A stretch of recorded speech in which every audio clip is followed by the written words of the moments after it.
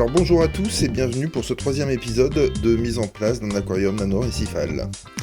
Alors ça fait maintenant 2 mois que j'ai ajouté les pierres vivantes à l'aquarium et il est temps de fixer tout ça afin d'avoir une mise en place définitive des pierres. Ça évitera déjà que ça se casse la figure car l'équilibre est très fragile et n'oubliez pas que quand il y aura par exemple des escargots, ça évitera qu'ils détruisent tout sur le passage.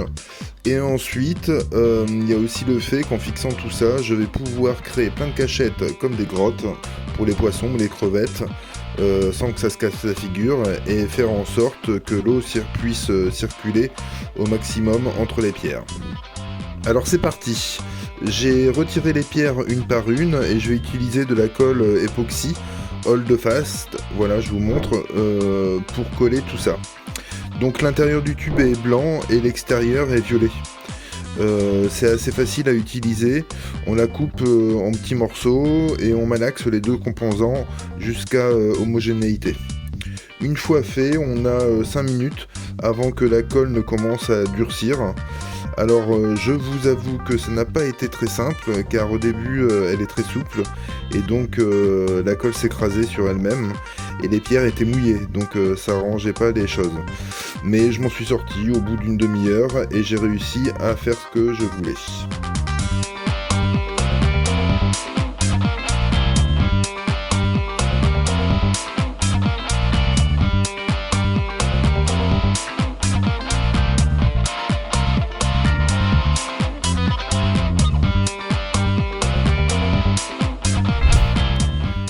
Donc voilà, vous voyez ce que ça donne à peu près.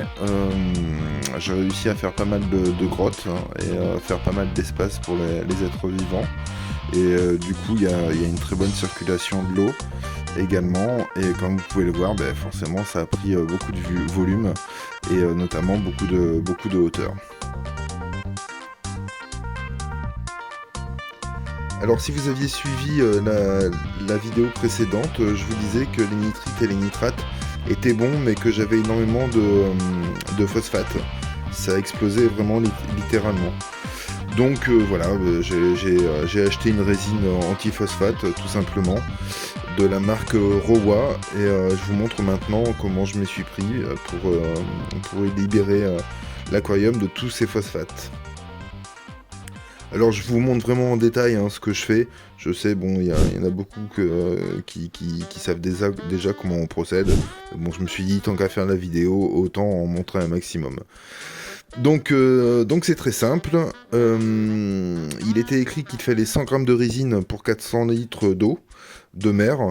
Donc étant donné que j'ai 75 litres, on fait un petit calcul en 3 comme à l'école, donc 75 x 100 divisé par 400, ce qui me donne 18,75 g de résine à ajouter pour 75 litres, les 75 litres de mon bac.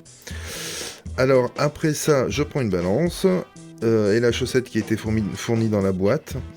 Et en une cuillère, voilà, je suis directement à 18 grammes.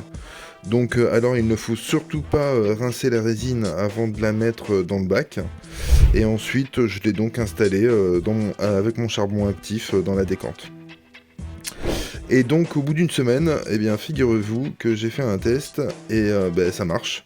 Car je suis descendu à 0,1 de phosphate alors que j'explosais littéralement, j'étais sur une couleur bleu foncé et donc ça fonctionne, donc je suis très content. Donc j'espère que ça vous a plu et que mon expérience pourra vous aider.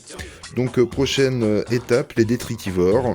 Et donc j'ai très hâte, voilà, maintenant ça fait plus de 2 mois. Et donc une fois que j'aurai plein d'algues au fond du bac, j'ajouterai mes détritivores. Et pour vous quitter, je vous laisse juste avec quelques images que j'ai faites il n'y a pas très longtemps, en gros plan bien sûr, voilà, pour vous prouver qu'il y a vraiment beaucoup de vie dans le bac.